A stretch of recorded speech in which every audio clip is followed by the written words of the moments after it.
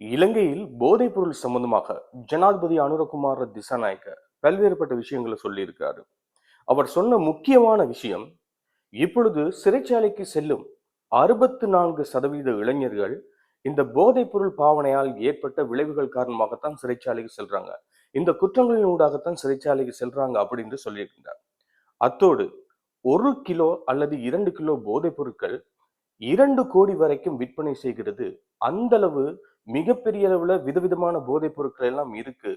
அப்படி என்று சொன்னால் இந்த போதைப் பொருட்களின் அளவை கொஞ்சம் சிந்தித்து பார்க்க சொல்லியிருக்கிறார்.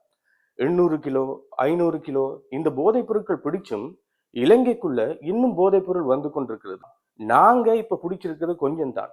முற்று முழுதாக இதை நாங்கள் சரியாக செய்யவில்லை. இதை செய்ய வேண்டும் என்று சொன்னால் மோதி பார்க்க நாங்க தயாராக இருக்க வேண்டும். நான் மோதி பார்க்க தயாராக இருக்கிறேன் அப்படின்னு சொல்லி ஏகேடி சொல்லியிருக்கிறார். இன்னும் ஒரு விஷயத்தையும் சொல்ல வேண்டியிருக்கின்றது. அனுகுமார் திசாநாயக் அவர்களை கொலை செய்யும் திட்டம் தொடர்பாக பொலிஸ் மா அதிபர் கூட அண்மையில் பல்வேறுபட்ட விடயங்களை வெளியிட்டிருந்தார். அவருடைய பாதுகாப்பு துறையைப் போல உடை அணிந்து வந்து அனுகுமார் திசாநாயக் அவர்களை கொலை செய்யும் திட்டம் இருப்பதாக சொல்லியிருந்தார். அதற்காகவே தனித்தனி சின்னங்கள், தனி பேட்ச் பாதுகாப்பு துறைக்கு வழங்க வேண்டும், அதாவது ஜனாதிபதியின் பாதுகாப்பு துறையில் இருப்பவர்களுக்கு வழங்க வேண்டும் என்று சொல்லி இப்பொழுது வழங்கப்படுகிறது. முன்னாள் அதிகாரிகள் அல்லது முன்னாள் இலங்கை பாதுகாப்பு அதிகாரிகள் வெளிநாட்டில் இருந்து கொண்டு அல்லது இலங்கையில் இருந்து கொண்டு அவர்கள் சொல்ற ஒரு விஷயம், ஜனாதிபதியை கொல்ல தற்கொலை படைதாரிகளை தயார் செய்து அவர்கள் கைது செய்யப்பட்டிருப்பதாகவும் இப்பொழுது ஒரு தகவல் வந்திருக்கின்றது.